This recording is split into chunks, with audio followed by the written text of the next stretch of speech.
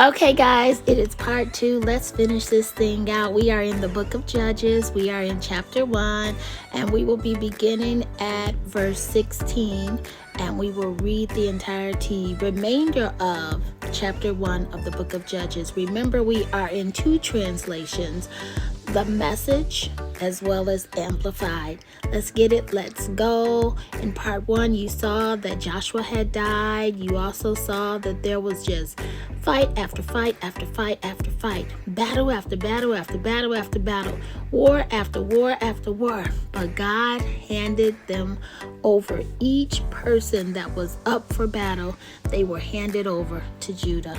Come on now.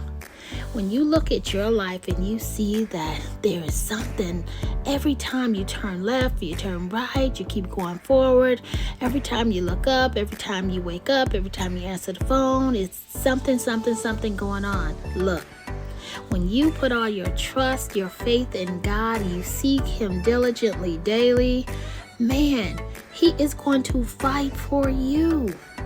What are you waiting for? You have to stay before God and show God that you trust Him, that you believe Him, and you know that He is for you, so who can be against you? These scriptures are letting us know the battles, the hard times that people had, and how they kept the faith, how they did not lean into their own understanding. They leaned into God. That means they gave it to God. They asked God. Don't run up and try to fight your life situation by yourself. Go to God, cast your care to God, ask God, what are we going to do? Pray unto God. Okay, let's go. Judges chapter 1, starting at verse 16. Okay, so here we are, verse 16. I'm going to start in the Message translation.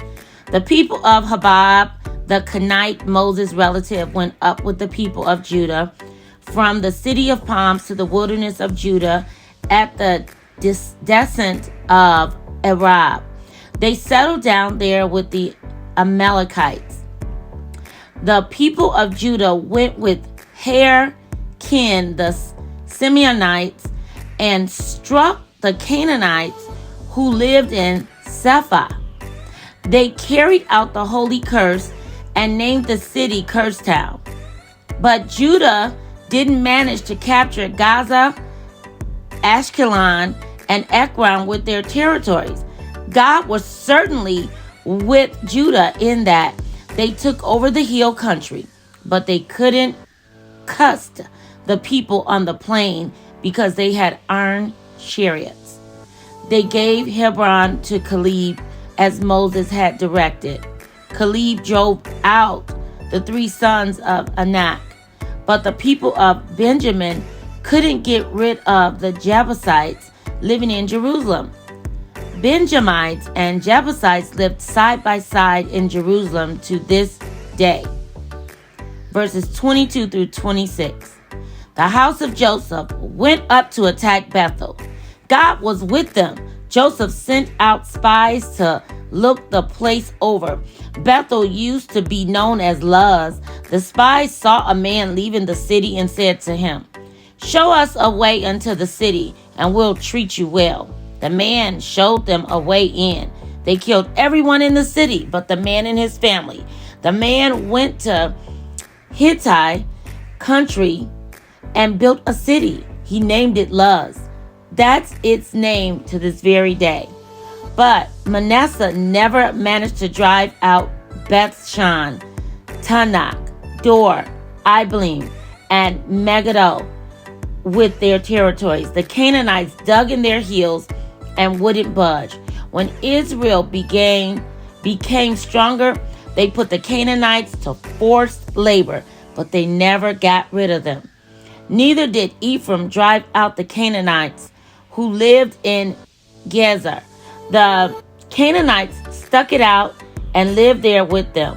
Nor did Zebulun drive out the Canaanites in Kitron and Nahablo. They kept living there, but they were put to forced labor. Nor did Asher drive out the people of Akko, Sidon, Alab, Akzib, Helbah, Elkah, and Rehob, Asher went ahead and settled down with the Canaanites since they could not get rid of them. Naphtali fared no better. They couldn't drive out the people of Beth Shemesh or Beth Anath. They just moved in and lived with them. They did, though, put them to forced labor. The Amorites pushed the people of Dan up into the hills and wouldn't let them down on the plains.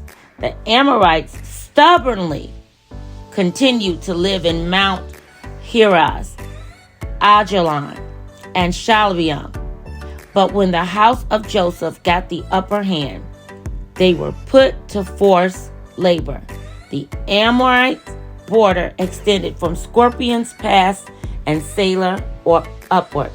That is the Message translation of part 2 of Judges chapter 1, verses 16 all the way to the end, which is verse 36. Amen. So when we look at the entire book of Judges in chapter 1, what we're seeing is how there was war, and there was war again, and there was war again. And God was with them again and again and again. Amen. God was with them over and over and over. So the first part of Judges is telling us of the war victories of the Israelites in Canaan, specifically in the land belonging to Judah, Simeon, and Benjamin. The second part of the chapter records the pagan nations which remained in the promised land and lived. Okay, so there you have it. All 36 chapters. 16 through 36 was part 2. And what to just close out to help you understand is the book of Judges in chapter 1 describes some of the war victories of the Israelites in Canaan, specifically in the land belonging to Judah, Simeon, and Benjamin. The second part that you heard me read is just records of the pagan nations which remained in the promised land and they lived amongst the Israelites. That's where you heard me say that and they lived with them. They dwelt with them, but there was forced labor. Amen. Amen. And so what you should hear out of this is, hey, I need to examine myself and I need to make sure that I have faith in God, true faith, not worrying, not doubting, not complaining.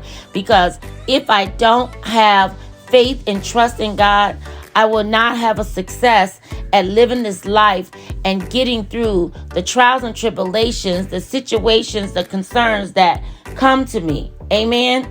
This is what we have to do. We have to understand that our success in God will be by the faith that we have in Him. Amen. Amen. So let's live right according to God. Let's build our faith. Let's trust God. You got to believe in order to receive. That is Judges part 1. Look at both chapters, part 1, part 2. And see you tomorrow for Judges chapter 2.